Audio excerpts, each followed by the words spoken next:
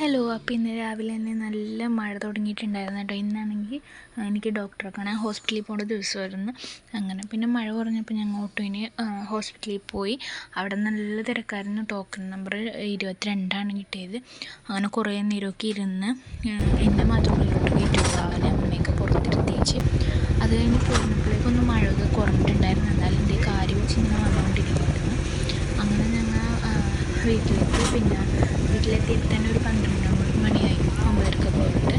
അത് കഴിഞ്ഞ് വൈകുന്നേരം നമുക്ക് ഞങ്ങളുടെ വീടിൻ്റെ ഫ്രണ്ടിൽ തന്നെ വീട്ടിൽ കല്യാണം ഉണ്ടായിരുന്നു.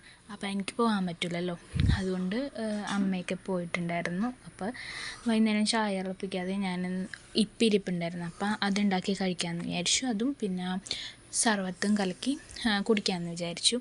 അപ്പോൾ ഞാൻ ഒഴിച്ചപ്പോൾ ഇത്തിരി എണ്ണ കൂടിപ്പോയിട്ടുണ്ടായിരുന്നു. അപ്പം നന്നായിട്ട് ഇങ്ങനെ ഫ്രൈ ആയിട്ട് കിട്ടി. അതേപോലെ തന്നെ ഇത് പുതിയ പാക്കായിരുന്നു. അതിൻ്റെ കൂടെ ടോപ്പിങ്ങിൽ എന്തോ ഒരു മസാല ഇടാൻ കിട്ടുമായിരുന്നു.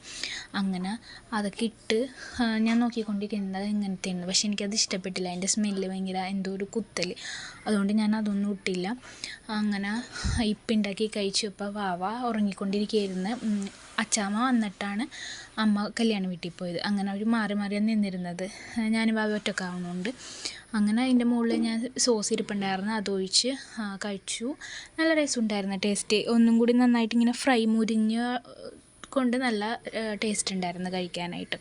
അങ്ങനെ സർബത്തും കലക്കി അതിൻ്റെ ഒപ്പം ഇരുന്ന് കഴിച്ചു. അപ്പോഴേക്കും കല്യാണ വീട്ടിൽ തിരക്കും ബഹളമൊക്കെ ആയിട്ടുണ്ടായിരുന്നു. നമ്മുടെ കുഞ്ഞിച്ചക്കനാണെങ്കിൽ ഉറങ്ങിയിട്ടുണ്ടായില്ല രാവിലെ മുതൽ. ഇപ്പുറത്ത് വീട്ടിൽ പണി നടക്കുന്നതുകൊണ്ട് അവിടുത്തെ ഒച്ചയും ബഹളവും കാരണം അവൻ രാവിലോട്ട് ഉറങ്ങിയിട്ടുണ്ടായില്ല. പിന്നെ കല്യാണ വീട്ടിൽ പാട്ടും ഇതൊക്കെ വെച്ചുകൊണ്ട് വൈകുന്നേരം ഉറങ്ങാൻ പറ്റിയിട്ടുണ്ടായില്ല. 12 മണിയെങ്കിലും ആയിട്ടുണ്ടാവും അവൻ ഉറങ്ങിയിട്ട്. അത് കഴിഞ്ഞ് പിന്നെ എനിക്ക് അവിടെ നിന്ന് ഫുഡൊക്കെ കൊണ്ടുപോയി തന്നിട്ടുണ്ടായിരുന്നു. പിന്നെ കല്യാണ വീട്ടിലൊരു 10-11 കഴിഞ്ഞപ്പോൾ ഡാൻസും മേളമൊക്കെ തുടങ്ങി. ലൈറ്റൊക്കെ കണ്ട് കുഞ്ഞിച്ചക്കനിങ്ങനെ നോക്കിയിരിക്കുകയായിരുന്നു. അങ്ങനെ രസമായിരുന്നു. ഞാൻ ഇവിടെ നിന്ന് ഡാൻസും പാട്ടൊക്കെ കണ്ടുകൊണ്ടിരിക്കുകയായിരുന്നു. അപ്പോൾ ഇന്നത്തെ വീഡിയോ ഇത്രേ ഉള്ളൂ. ഇഷ്ടമായാൽ സബ്സ്ക്രൈബ് ചെയ്യണേ.